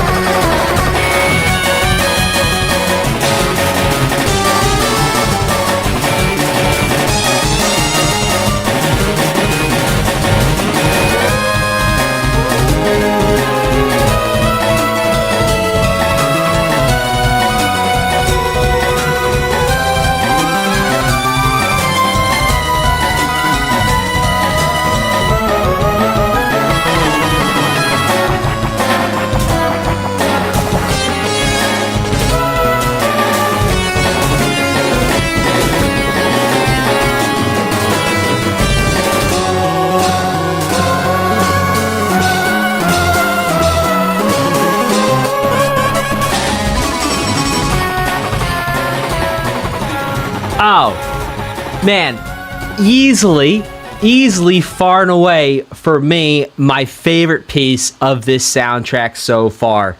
Easily. I love the arrangement. I love the arrangement. The amount of detail and love and care that went into crafting this piece of music to sound this way in your headphones right now. Absolutely gorgeous. Really fantastic. I mean, just the nuances of what was happening in which ear, when, and all the different parts and the sections. I mean, really, wow. And if you've been hanging out with us here, following our poll, FireRed or LeafGreen, we have 63% of our audience voting for FireRed and only 36 voting for LeafGreen. Wow.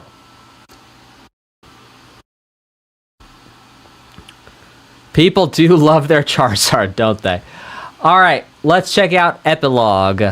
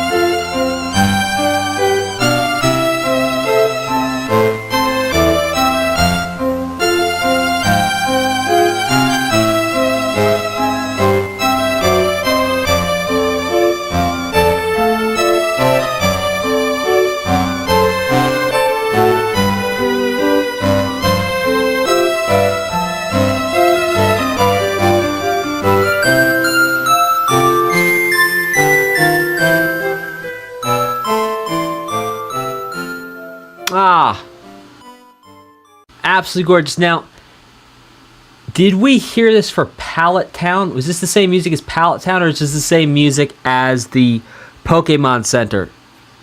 I'm starting to lose it.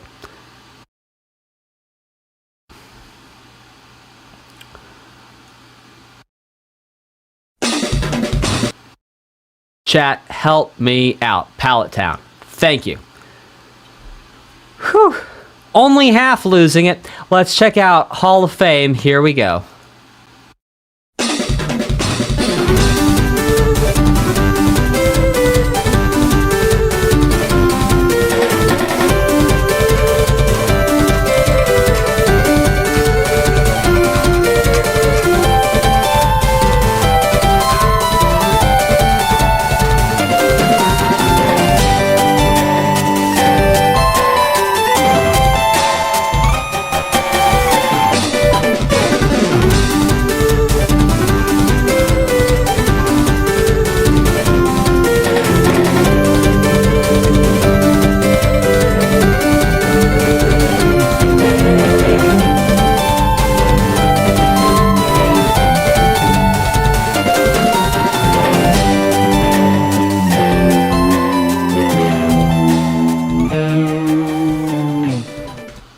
All right, so really cool there. We're going back and forth between a 1 and a flat 7. A G to an F. Now, what I think is really cool is where it does this little turnaround thing where it's going G to a G over F to a C in first inversion, and then like flat 6, flat 7, back to 1, which number 1 reminds us of the main theme, and number 2 actually reminds us of the anime intro music, because it's the same key and using similar chords as the anime music. Let's keep it rocking and rolling with the credits.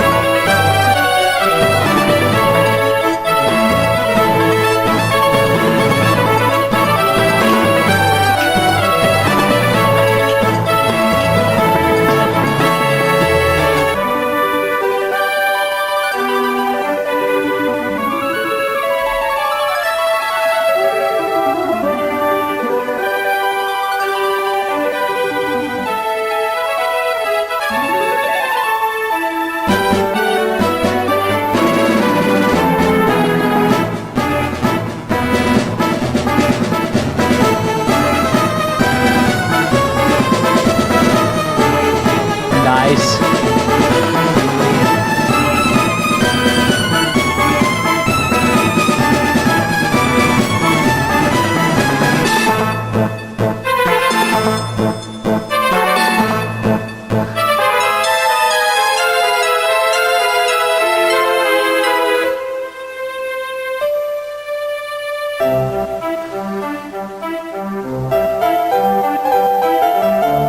That's so cute.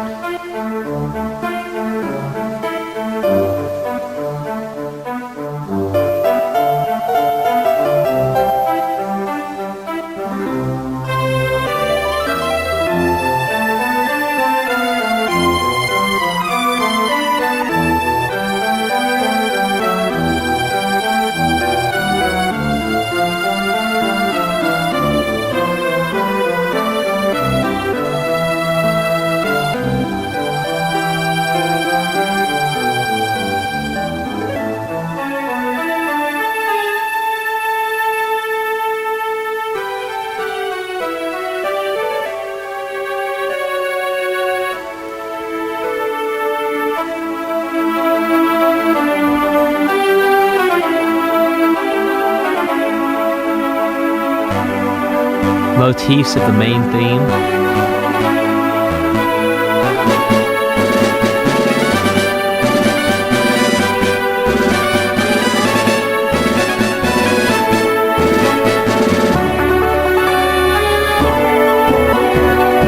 Oh, I love that.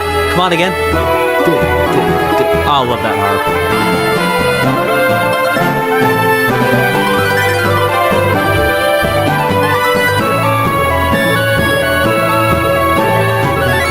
Palette right at the end there. Palette motif right at the end.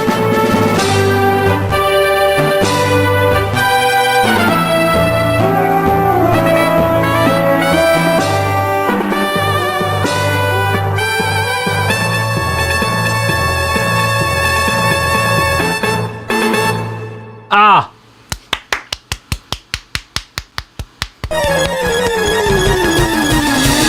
So good.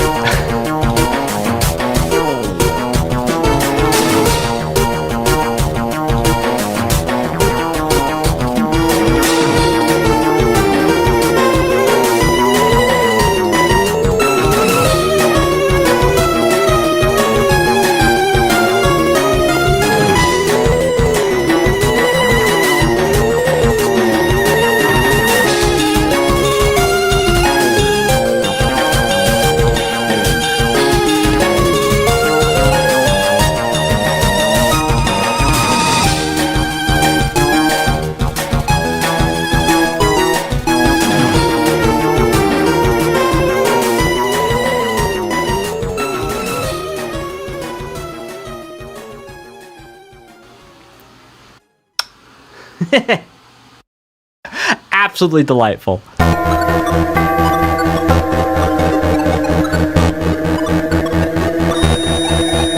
No, thank you.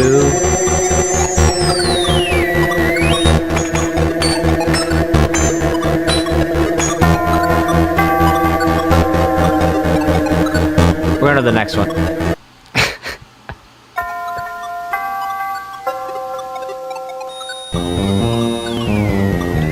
I'm going to turn the volume down on this.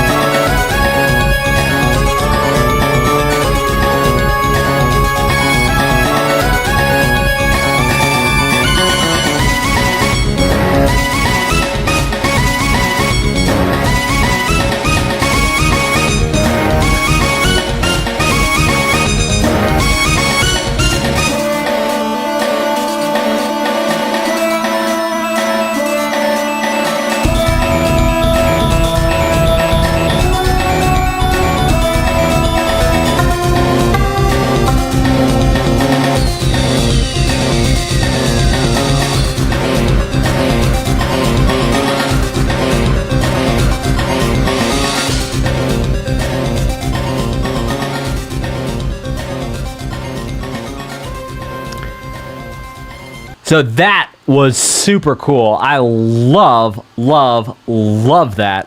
That was awesome and amazing and incredible. I'll tell you what, before we go on to the next one, I just want to give a shout out and thank you to J2O Juice for being the playlist producer for today's stream. I want to rock on to Memory P, Pokemon FireRed and LeafGreen. I have no idea what's going to happen here. Let's check it out. いつもまぶた閉じれば思い出は宝石のように色鮮やかに輝き出す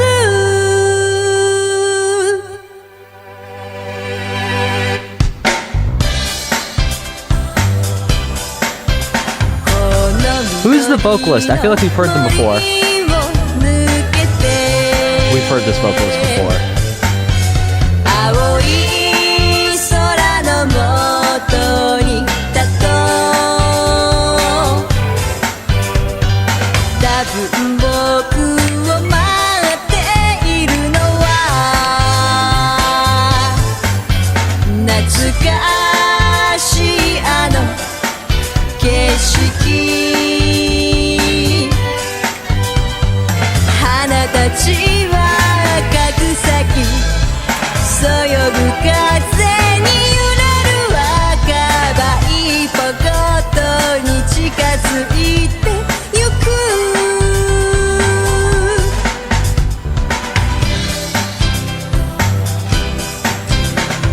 次はどの島へ行こうまっさらな地図を埋めてきっと僕はたどり着くだろう探し続けてた未来銀の波船に寄せ金の日差し頬に触れて僕の旅は次へと進む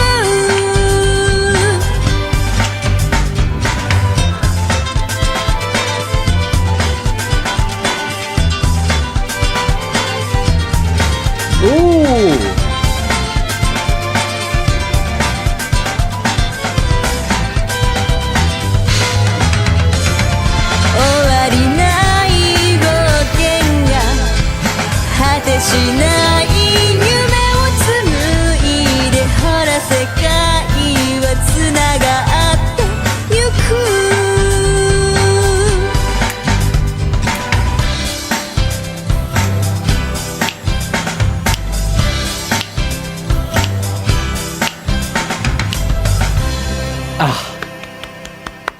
Oh, that was just incredible. I also love hearing the live instruments, the live singer. I've got nothing against MIDI. I love MIDI so much. I use MIDI myself, but sometimes you just get the live, the small, teeny, and I know you can humanize MIDI, but like, there's just something about real humans playing real instruments, man. Absolutely delicious. Let's check out Slateport City.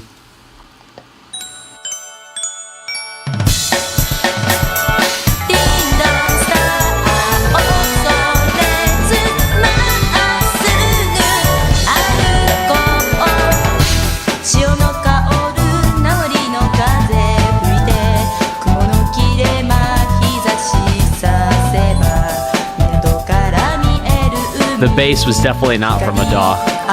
No, Omi. It actually was not perfectly quantized.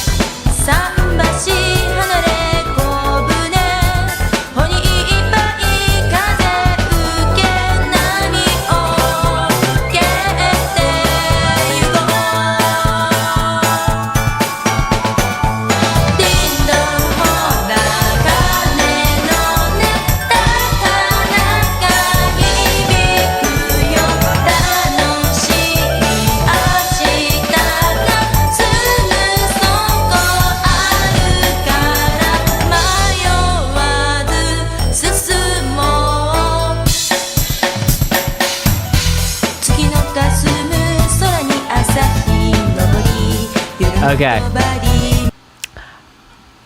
Thank you very much for this one. I'm going to check out the next one.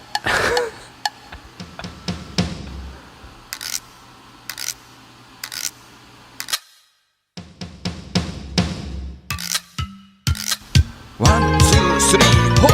からくりからくりからくりからくりからくりからくりからくり屋敷に入ったらからくりからくりからくりからくりからくりからくりからくりだよ隠れてるからくりからくりからくりからくりからくりからくり屋敷は狭いのにからくりからくりからくりからくりからくりからくりからくりだよどこかな机の下タンスの中誰か来るまで隠れてる座布団の下に窓の裏早く見つけて我が輩のこと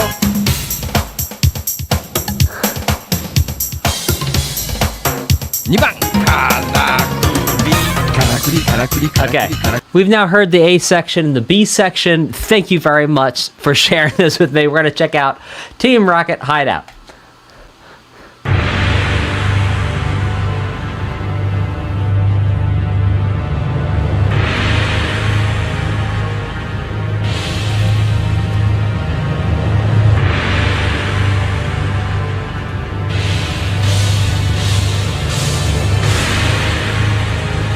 Shout out and a thank you to Music Sheep says, hey Dan, when I did the Super OST. Great, Slateport City, Trickmaster, Team Rocket Hideout. You got it, homie. Thanks, Music Sheep, we made it happen. Rubberman Tutu says, go Ichinose, Junichi Masuda, and Morikazu Aoki are responsible for the rearrangements of the remix. I'm more nostalgic for the original Game Boy tunes. This is so good. Beats Tower bonus tracks. You got it, Rubberman. Matthew Banks says Warland 4. Reaction, please. You got it, Matthew. Rubberman says I'm boosting Banjo Kazooie's again. Shitport remind me of Rusty Bucket Bay.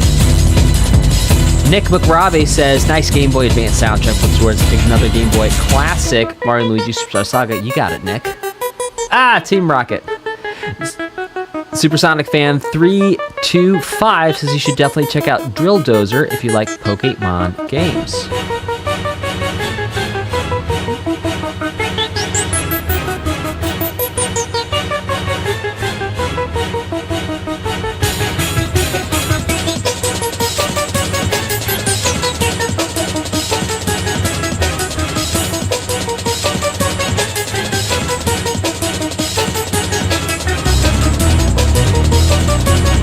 And we don't have anyone in on Streamlabs today. So thank you very much for your support, y'all.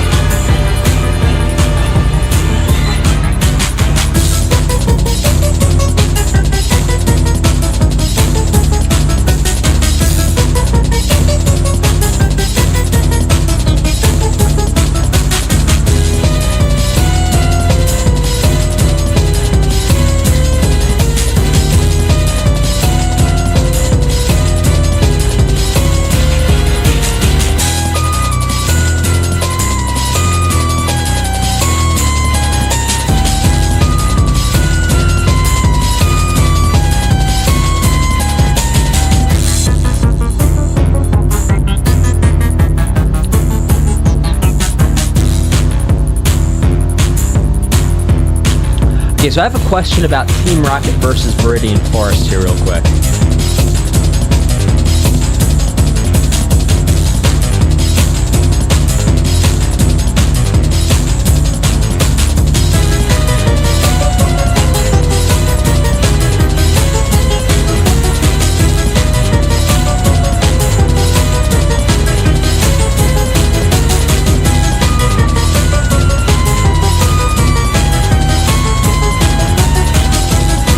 Yeah.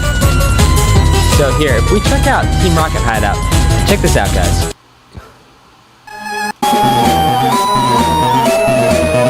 See? That's Team Rocket. That's like the Team Rocket theme right there. Now, if we compare that to Viridian Forest... Yeah, and so that might have, like, the two together. Might share motifs, etc. Where's my Viridian Forest? Let me just do a search function here on the page. There we go. No, that's not Viridian.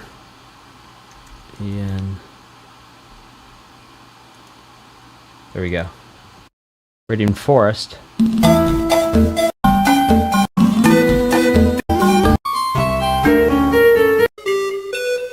Right. So that right there, that's the same theme. So Viridian Forest and Team Rocket share that theme. Right.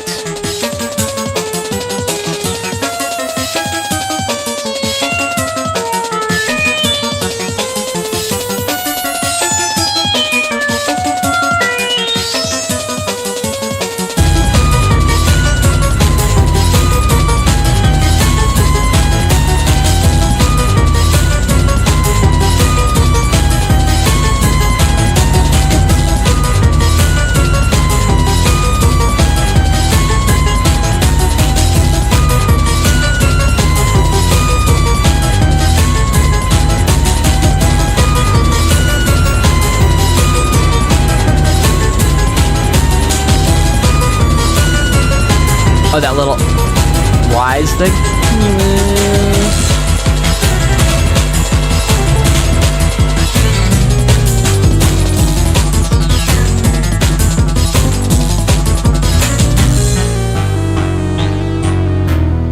And our last one for today, ladies and gentlemen, is going to be Strength of a Gym Leader. Thank you so much for joining me. It's been an honor. I'm so grateful to have spent this time with you. Thank you so much for gracing me with your presence. I really appreciate you being here. Thank you.